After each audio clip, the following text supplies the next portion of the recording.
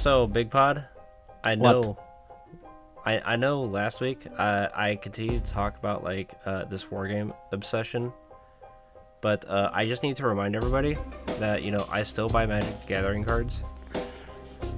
In fact, this one card that I'm holding in my hands is about $1,000.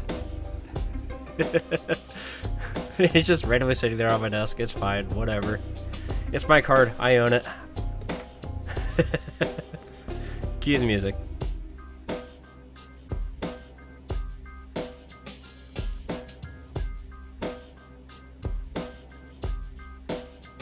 Hey guys, welcome to No Tux Allowed. I'm your host Josh, and yes, I actually did buy an expensive Magic the Gathering card, so sorry. And I'm wearing my beautiful traditional white T-shirt, but unfortunately, this is not a brand new one because this still has some stains on it because I make use of my shirts. But I did bring with me today a Mr. Bigpod, Hello. whose shirt is discussing the future. Yeah. He has to read his own shirt because he didn't realize that he put it on. Future. I remember the brave, apparently. Volume 1. Yes. Okay, so, Bigpod, just to let you Yeah. know, I paid the bills this month. Great. Yeah, I paid the bills this month, and the wallet is currently a little emptier than what it was. Of So, course it is. yeah. So, I humbly request that if you're listening to this show right now, you go to patreon.com/notuxallowed and hit that sign up button for a $2 tier. Actually, it doesn't matter what the tier is. I think that's just like the default that the Patreon page puts out. So, but anyways, it would be much appreciated, if our viewers actually dropped us a dollar or two, because it turns out that we're our bills not gone up at all. It's actually the same. So, hey, I'm fine with it because we gotta remind everybody because we do this every single week. The way that we run this show is not exactly the free way because heaven forbid, we like to have this thing called control over our podcast, which means that I'm allowed to say whatever I want in this podcast, and the only people that can deplatform me is me. Yeah, or me. Well, you can't deplatform me because heaven forbid I have a backup of the image. Great. I could just spin it right back up. All right, so we got that out of the way, Big Pod. We got to be kind of quick with the show today, so sorry if we're getting through these topics a little quick. Unfortunately, I'm just a little short on the time today. But we've got some news coming from Google. Really? Yes, Do you know tell. that. Yeah. So this goes back to like that monopoly case that the Google's been dealing with that we've been talking about for probably about a year or so now.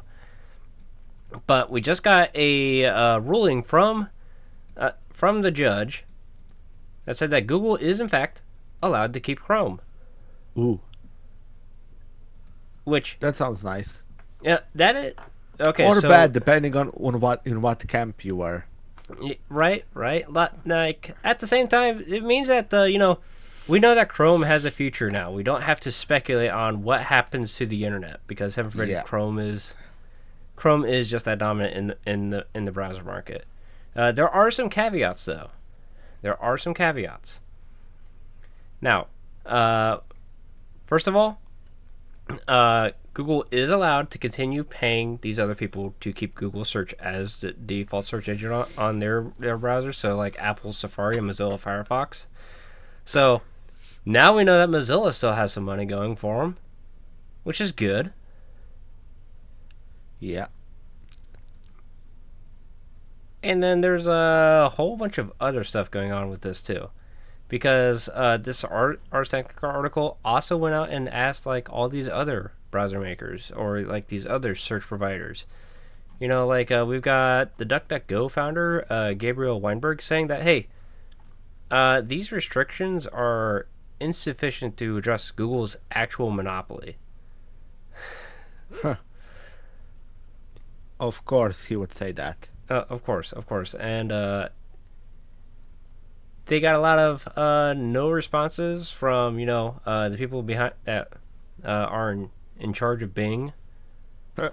Apparently, Microsoft just doesn't feel like responding. Which makes far more sense than you would think. Yep. Because, well, why would you respond to such a basic question? Or like, question that really is irrelevant. Because it's, well, it's just their competition. Well, now they can keep being competition. That's it. Yeah. No skin off their back. That's true. That's true. That said, Google did do a bad thing this week as well. Well, maybe not this week, but maybe last week. Because in light of all this good news for Google, where they get to keep probably their most popular product, they have also announced that they're going to be blocking sideloading on Android. Yeah. Well, not necessarily blocking it, but they're going to require that all Android apps have a signed and verified key for the developer identity. Yeah. I really don't like this because, well, that blocks a huge amount of apps. It's like, I won't go and get myself even if I make an app, I won't go and get myself a development key. Why, if I'm just developing an app, because I'm like me and I don't do phone apps, and it would be horrible, so I wouldn't be putting it onto the App Store anyway. Yeah, well, so this isn't necessarily to do with like apps being installed from the Play Store. Yeah. This is just the app itself in general. Like even that random APK you download off the internet and tell Android to install. It's now going to check for a valid developer identity. Yeah, valid development certificate, and that's what I'm talking about. Like, why would I need to? Since I'm making an app for myself, why the hell would I need to go and register with Google so that I can make an app for me, by myself, for myself, on my own device? Why would I need to register with Google so I can then make an app? That's a good question because as far as I know, Microsoft might have Windows shout at you about it, but you can still write a binary that you can run on Windows and not have to fill out any kind of signing key or anything like that. If you just just put a binary on it, it won't even yell at you. It will just run it. Right. Only time it will yell at you if it will know that you downloaded it from internet. And it will say, are you sure you want to run this random thing from internet? That's true. Now, my question that comes for this is, I know we have talked about Graphene OS on the show a couple times. I haven't checked it if they had any statements about this yet, so I apologize. That's my own fault for that one. But it kind of makes me wonder. Graphene OS is not the only alternative Android ROM out there because if we got to think about this, there is one huge ROM that we probably haven't mentioned on the show, and that's the ROM that Amazon ships on their Amazon Fire tablets, the Fire OS. Yeah. That is a fork of Android. So, obviously, now Amazon has to get like this developer license, and maybe what would happen? I mean, obviously, Amazon's probably going to wind up doing it because, to my understanding, this service from Google is supposed to be free and does support like corporate identities. So Amazon only has to sign up one time for it ever. But it makes me wonder, like, all these other ROM developers, because the biggest selling point to me for Android is the fact that on a lot of these Android phones, you can just boot a completely different Android operating system. You can boot, like, AOSP. You can boot your /E. Your, Graphene OS only supports pixels, but you can boot that, or you can just make your own spin of Android. Even Lineage. I guess.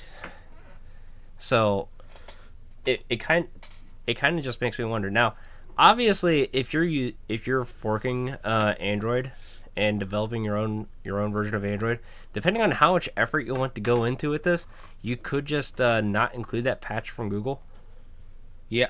That is a thing you can technically do, but at that point, you're kind of on your own for maintaining the system, and not Yeah. every team's going to be capable of doing that. I'm sure that you've probably fell into a bit of that rabbit hole, just doing development on Ubuntu Mate. I'm Yeah. sure that happened somewhere, Bigpod. Yeah. It's Things like, oops, happen quickly. yeah, it's called accidentally becoming a package maintainer. Yep. Which is a thing that I've almost fallen victim to a few times. Thankfully, I was able to catch myself just in time.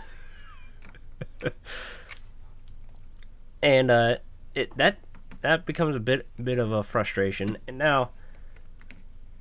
then I also generally like to install like beta versions of applications, which are typically downloaded from GitHub and not the Google Play Store. And I don't see any reason why you would want to put a signing key on a beta application, because heaven forbid you don't even know if the thing's ever going to see a release. Yeah. Because at that point, it's just a question of, is this worth the effort?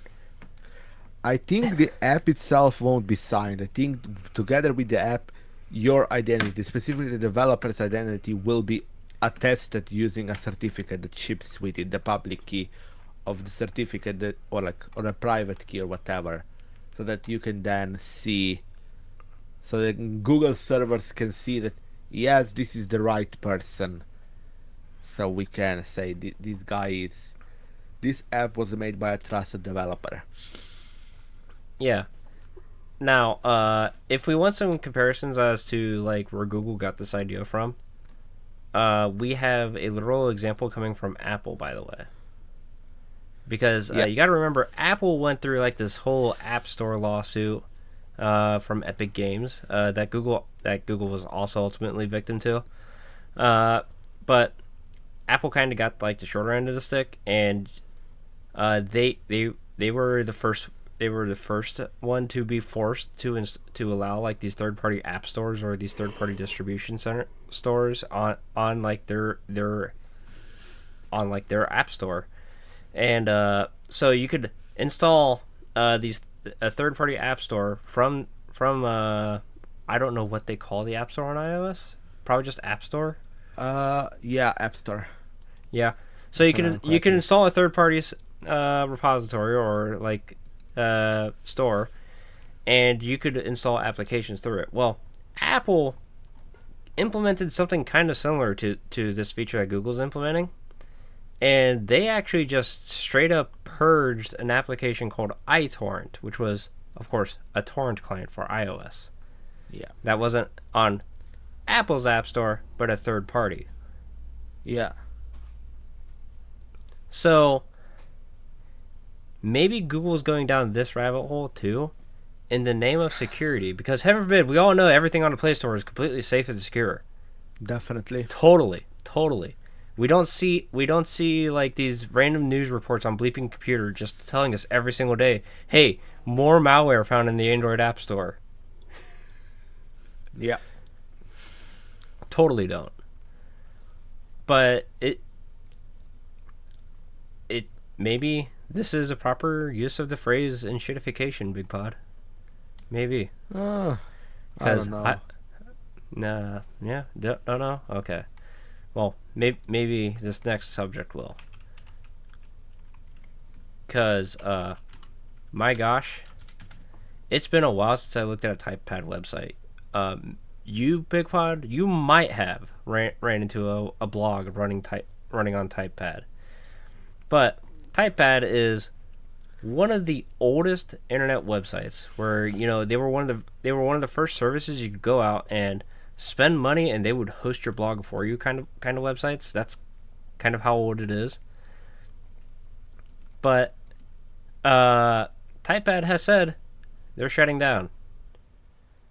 And they're shutting down in the worst way possible. Because they're taking everything with them. Oh. And they're doing it at the end of this month. Oh, crap.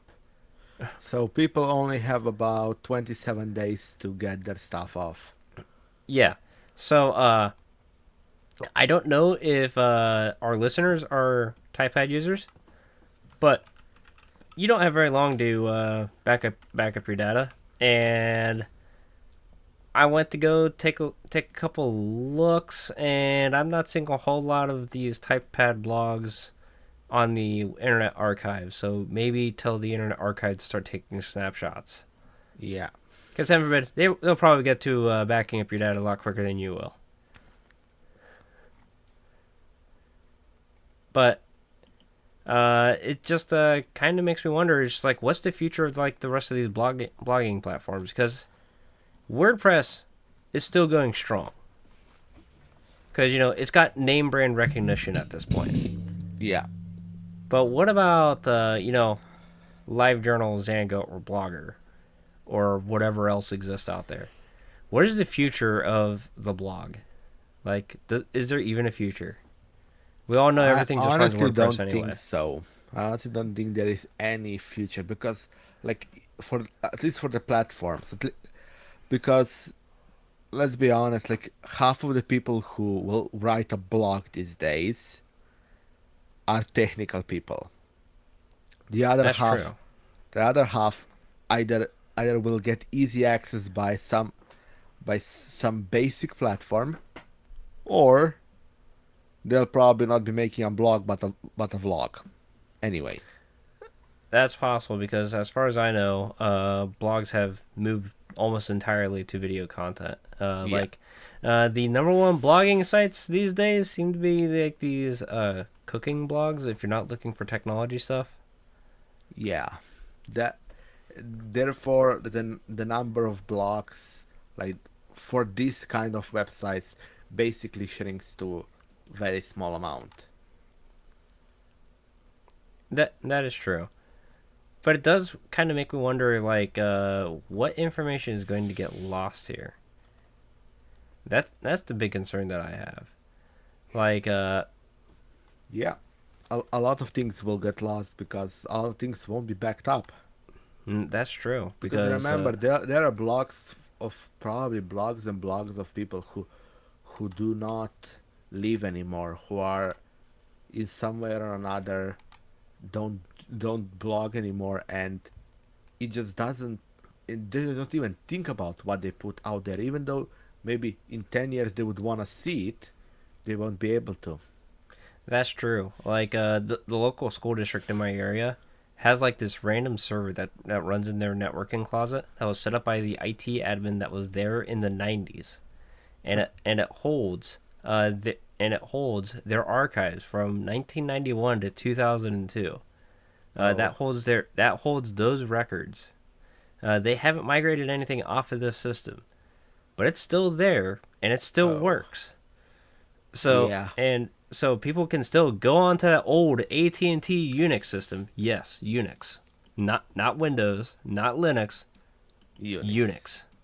Yeah, They can still go onto there, and they can still look at all the information. So it's still there, but for how much longer? we'll never know. I know that they can't find any more hard drives for that system, so it's only a matter of time at this point. Huh. Yeah, it's that those are the kind of systems that get you $100 single cap replacement and stuff like that. That's true. That's true. Uh, I I believe that they've paid for that service a few times. Makes sense. Okay. Let's move on here because we've got some Cloudflare news, and every time we talk about Cloudflare Bigpod, it happens to be security related. Yeah, Just or almost just always, plain negative. or plain negative, or just something just slightly hilarious, but it's usually security related. Because Yeah, that's just the kind of company that Cloudflare is, because they are by no means small. But yeah. this time around, this is kind of a stupid thing part on Cloudflare. So it turns out that Cloudflare runs a DNS service, the good old address of 1.1.1.1. I'm certain, Bigpod, you've probably made use of that DNS server once or twice. I use it right now. Yeah.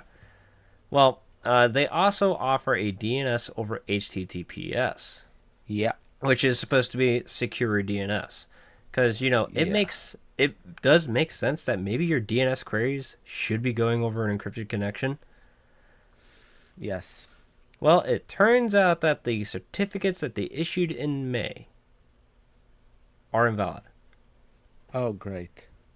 Oops. So your secure HTTPS DNS traffic is not secure because Problem problem may be that there are actually other services that may use the same set of certificates, like uh, Warp, which is essentially their VPN, and based on the information by Ars Technica, the certificates are still valid at this point, which, yes, it is uh, probably because they're certificates, not because they should be valid, because certificate revocation services are kind of a pain. yeah. But for something Don't like this, it might be actually a good idea to actually do revoke them, despite CRS being what it is. Yeah, that said, the main reason why us users probably haven't noticed it is because it turns out that Chrome and Firefox have just kind of never trusted the certificates to begin with. Huh. So that's probably with how us, the more average users of the internet, didn't know anything was going on. Because if the web browser doesn't trust the certificate, it's just going to find something else to make use of. Yeah. But uh, in in case anybody's really wanting to know, how these certificates work is every time that your computer goes to make a DNS query, it needs to talk with the DNS server, and if it wants to talk with the DNS server securely, your computer will have a portion of a certificate, and the server should supposedly have the other correct portion of the certificate. Yeah. So that's generally how that works. And when things match, the connection is supposedly secure. And that's how this thing works. Now, in this case, it could have even just been like a bit flip when somebody was just generating the certificate. It's a thing that happens. Yeah. But But either way, also, it should be remembered that since this is for something like DOH, that's not that's not some American government department. That's DNS over HTTPS. Browsers, whether they trust them or not, really doesn't matter, because your over HTTPS client is the thing that you should be worried whether it trusts that certificate or not. And I will probably resolve the actually trusted certificate, because that's the only logical way for it to actually use DNS over HTTPS if you're using Cloudflare. yeah. That said, uh, this has not been a good year for Cloudflare's DNS service specifically. This hasn't been a good year for Cloudflare entirely. I mean, that's also true. But maybe we don't use Cloudflare services if they're going to keep doing this stuff. But at the same time, that CDN happens to be free to a certain point. Yeah, So and their DDoS protection is still the best. So that is true. That's true. Even though yeah, we're not using that right now. technically we are. Technically. We are behind their WAF, so we are using their, among others, their DDoS protection. Huh. I guess I know that the RSS feed. I know that downloading from the RSS feed should still theoretically work, but I don't think that the web server itself is behind the proxy. If I remember right, I'd have to Yeah, I'd have to double check on that, but I believe it is, but we can find out I'm real not quick. gonna be double checking it unless you want to, but I believe it is. We'll have to dig into that one. So, but anyways, let's see. Oh, okay. So, I that's really all we have to talk about here. So Yeah, this is a really short episode. that's true. But anyways, we have a challenge, Bigpod. Yeah. We should talk about our challenge, because it is. Yeah, we should. It is an epic challenge, and I have already failed. And I'm not doing that good either. At least on the recording for the episode part. That much is true. So we have both sort of failed the episode this week because, well, in my case, it's relating to printers. So, but anyways, let's first of all talk about this. So the challenge that we issued for ourselves is that we were supposed to install and daily drive NixOS for, I think, either a month or 2 months, somewhere around there. Probably 2 months, because that sounded more logical than a single month. But I couldn't get either of my printers working, and that's a bit of a blocker for me because I play a lot of tabletop RPGs, and I actually run a few of these sessions myself. And when I like to play as analog as I possibly can, so even though I make use of a computer to like write up my whole session plans and everything, I print it out on a sheet of paper and just take that with me. I'm sorry, I'm old-fashioned. That's just how I prefer to play. Have you ever heard of tablets? Yes. In fact, I have one right here. I just don't use it. I don't. Sorry. But I tried. Like, I legitimately tried using the tablet. It just didn't work out for me. But then again, maybe it's because I try to have like too much stuff open at a time. Maybe that's what the issue is. I just have too many. Maybe. I don't know. I just don't really enjoy like the Android tablet experience with that. Maybe if I was a little bit smarter about it, and maybe didn't buy like the cheapest Android tablet I could. Also could probably help.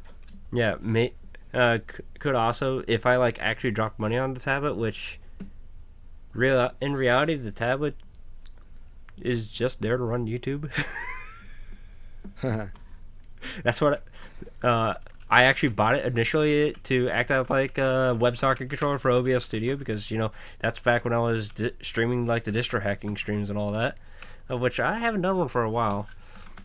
But anyways, I also print like papercraft miniatures, and I like to print them in color rather than draw them out, or buy like the 3D minis and paint them up, or just like use proxy tokens like random dice and so on that some other people do, because if I can make papercraft miniatures, it just looks a little bit better. So I find a lot of value in my printers. So that's a bit of a blocker, because I tried so many different ways to get my printers working on NixOS. I literally have a VM that's running right now that has every single cups related package that I could find in the package database installed, and it still can't get the printers working. I've wrote like packaging. I've wrote my own Nix packages. I went down that rabbit hole to figure out how to install a printer driver manually in NixOS. Still doesn't work. Really? Still. Like, I can pull up the cups web interface. I can tell it to find printers, but it doesn't detect the printers. If I put in the IPP traffic into it directly, still can't talk to the printer. Either one. I have two printers. I even plugged the printer directly in via USB, and it still wouldn't see them. Wow. So, I'm failing the challenge because I installed Debian. So, I'm going to be switching to a light theme as pink as possible as soon as, I can find a pink light theme, because that's what I've accepted as my punishment. So, Bigpod, Well, what's your problems? well, I think my previous problems with recordings weren't actually caused by Gentoo, but by my laptop being shit. So, too little CPU for recording, even when you're using something like QuickSync. Well, Apparently, maybe if you're lowered the bit rate and maybe recorded at a lower resolution, and then just I made have to do yourself 1080p. I mean, you don't have to do 1080p. You could record yourself at 720. No, I have to do it at 1080. Oh, okay. I see how Problem that. is that it isn't actually constant. It's intermittent, and that's like what causes the latency and causes problems for us during recordings. Oh, okay. So you have NixOS working. Yes, on a You're laptop. using it, but Yeah, you're not recording with it. no, Okay. So it sounds like that whatever system you're using for recording, maybe that should be a NixOS system. it can't be. I It's a mean, you can. server. I mean, you can spin up another NixOS VM. Yeah, I could. I'll Just probably shut. do that Yeah, anyway. just shut down the Windows one. That way you have just the resources available, and then just spin up a Yeah, Monstrum and NixOS system. Use that for recording. Maybe we yeah, could try that next week. yeah. In the meantime, I have this wonderful yard sale computer that I got for free that I'm going to be installing NixOS on, and we're going to see if I can use this to record next week's episode. That way, I don't fail the challenge 2 weeks in a row. Just letting everybody know, this is a random yard sale HP computer that I got. My only task for it is if I can get it to turn on, just pull all the data off the hard drive and send it back to the previous owner. That's the one catch behind it, Interesting. which shouldn't be that hard because, to my understanding, he didn't even know what I was talking about when I asked him about BitLocker. So Wow. hopefully it wasn't turned on, so I can get that Yeah. data. Yeah. Hopefully, because if it's not, it might just be gone. Because heaven Yep. forbid, I don't know anything about BitLocker. You won't be able to get past it. Yeah. But anyways, guys, we're gonna wrap up that show there. This is definitely a much shorter episode compared to last week's. So Yeah.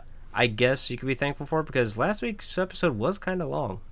Yeah, and What was we we're got? gonna see how the next week's episode will go, but the one in 2 weeks I expect will get even We're gonna be longer. we're gonna We're be not nerding gonna say out. why, but it's probably gonna get long. Which, you know what? I'm happy because, as far as I know, I've got no chance of missing it. Yeah. Because heaven forbid, I'm excited. I'm excited to have that conversation because we're going to be nerding out about things, Yeah. and we might actually be disagreeing with somebody because I've totally disagreed with these people before. Huh. So, anyways, So, guys, uh, just before oh we end oh this, don't forget to contact us at contact@taxbase.com or join our Discord at uh, taxbase.com/discord. I believe that's the site. It might be correct. We can always do the And good old check. and of course, I think that's it. I don't think we have anything else to say. Nope, that's Maybe it. great. I remembered correctly. Hey. So, you have anything else to say, Josh? Well, no, not really. I mean, we have posted a bunch of random shorts on our YouTube channel over the past Yes. week. I've noticed that they have been picking up some views, so hopefully that steps up our audience on YouTube a little bit. If Yeah. I know that that we have quite a few viewers that only listen to us through the RSS feed, but if you can go to our link in the show notes to go to our YouTube channel, just go in there and watch like 5 minutes of an episode, hit the subscribe button and a like button, and that just help us gain a little bit more traction on that site. That would be much appreciated. But of course, always share your favorite podcast with your friends, because that's how podcasts grow. Unless, we get really catchy and hit like trending on YouTube, which I don't think we will anytime soon. But anyways, guys, that's it for us. We'll see you next week. Goodbye.